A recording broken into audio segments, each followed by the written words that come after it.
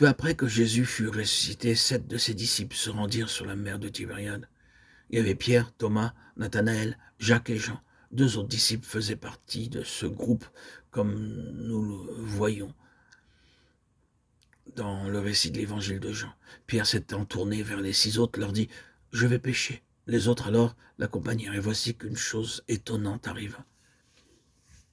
Ces hommes, qui étaient des pêcheurs expérimentés avant leur rencontre avec le Seigneur, n'arrivaient plus à prendre un seul poisson. Maintenant, une autre chose encore plus surprenante se produisit. À l'aube, Jésus parut sur le rivage, et ils ne le reconnurent pas. Ah, leur faculté naturelle n'était d'aucune utilité pour pouvoir discerner le Seigneur ressuscité.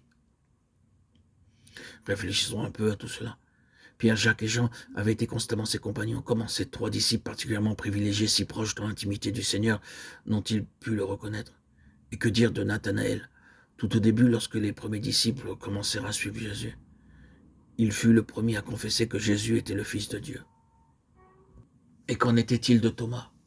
Comme il doutait de la réalité de la résurrection de Christ lorsque les autres disciples l'ont proclamé.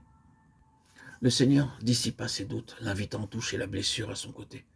Cependant, lui non plus ne le reconnut pas sur le rivage. Chacun de ses disciples avait connu Jésus avant et après sa résurrection. Et maintenant, aucun d'entre eux ne le reconnaissait. Mais il est venu à leur secours et s'est révélé de nouveau à eux. « Enfin, n'avez-vous rien à manger ?» leur dit-il. Devant leur réponse négative, il leur dit « Jetez le filet du côté droit de la barque et vous trouverez. » Ils firent ainsi, et ils prirent tellement de poissons qu'ils n'étaient plus capables de le retirer. C'est alors que Jean le reconnut, et se tournant vers Pierre, il lui dit « C'est le Seigneur. » Et Pierre, avec les 5 autres, le reconnurent d'une manière toute nouvelle. Peu de temps avant, ils l'avaient vu avec leurs yeux, et ils l'avaient entendu avec leurs oreilles. Toutefois, ils ne surent pas qui c'était. Maintenant, soudainement, ils le reconnurent. Une connaissance du Seigneur de cet ordre est irréfutable, et elle s'accompagne d'une mesure nouvelle de force dans la vie du croyant. Lorsque les disciples furent descendus à terre, ils virent là un brasier, et sur le feu, il y avait du poisson et du pain. Jésus les invita à rompre leur jeûne. Aucun des disciples n'osait lui demander « Qui es-tu » car il savait que c'était le Seigneur. Ces paroles ne vous semblent-elles pas paradoxales? Puisque les disciples savaient que c'était le Seigneur, pourquoi pensaient-ils encore devoir le lui demander? La parole déclare qu'ils n'osaient pas le lui demander. N'avez-vous jamais fait semblable expérience? N'avez-vous jamais pensé tout à la fois? Est-ce réellement le Seigneur qui m'a rencontré? Et en êtes tellement assuré que vous n'osez poser aucune question.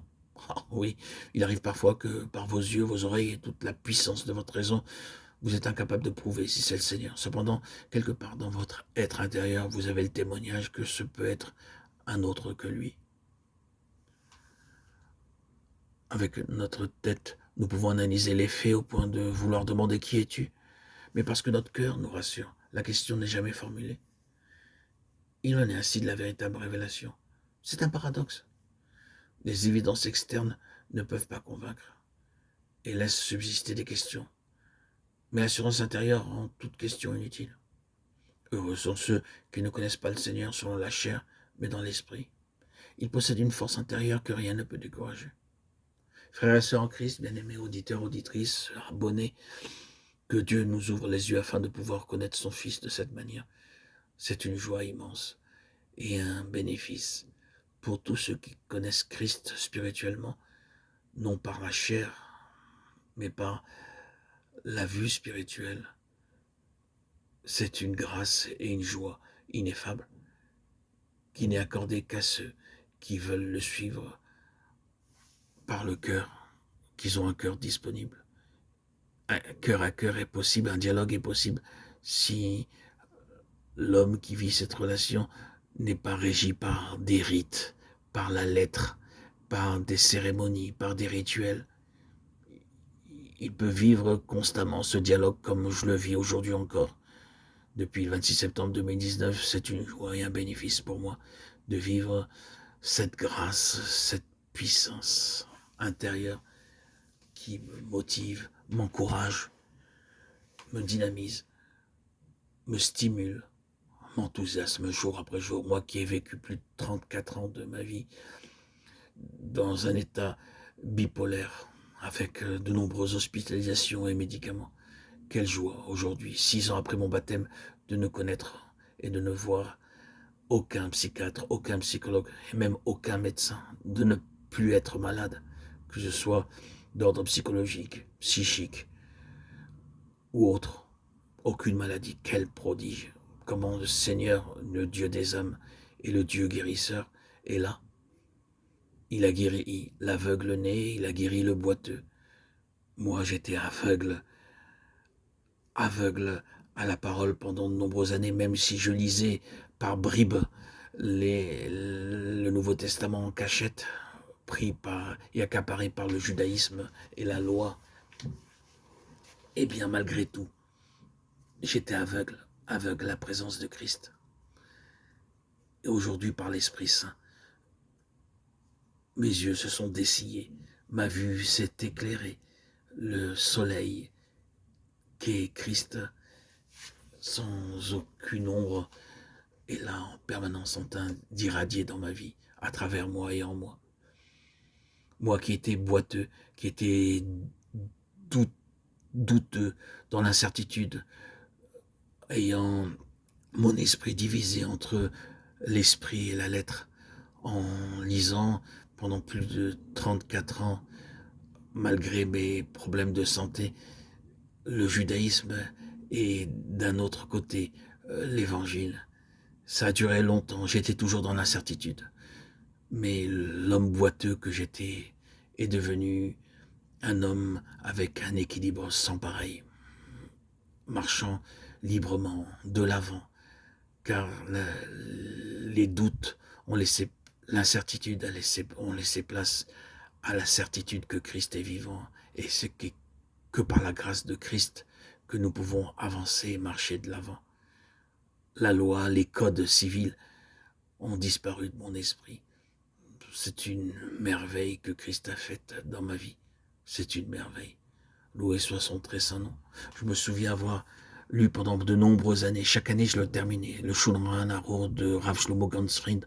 C'était un livre merveilleux en qui je prenais beaucoup de plaisir. Chaque année je le terminais. Et j'étais plus qu'un avocat, je connaissais le code civil comme les doigts de ma main. Tellement je le lisais, je connaissais pratiquement par cœur des pages entières. Et tout cela s'est dissous, a disparu par la grâce et la puissance de Dieu dans ma vie, qui s'est infiltré, intégré en moi. Son amour est plus grand que tout.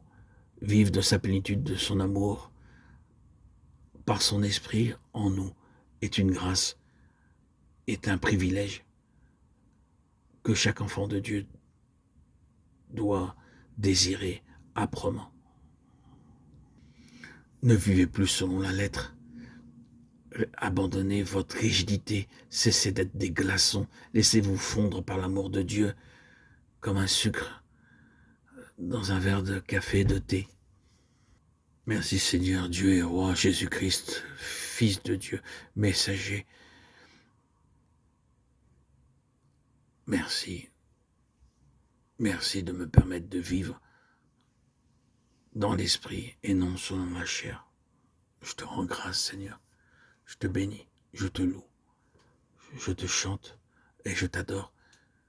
Tu es mon Dieu, le vrai Dieu, le Dieu d'Israël, celui qui est sorti d'Égypte, tous les enfants d'Israël, et celui qui m'a sorti de mon Égypte intérieure, de mon exil intérieur, de mon cachot, de ma prison dorée. Je suis aujourd'hui ton petit passereau, et je te chante et je te loue, jour et nuit. Je médite ta parole, je te rends grâce. Merci Seigneur Jésus.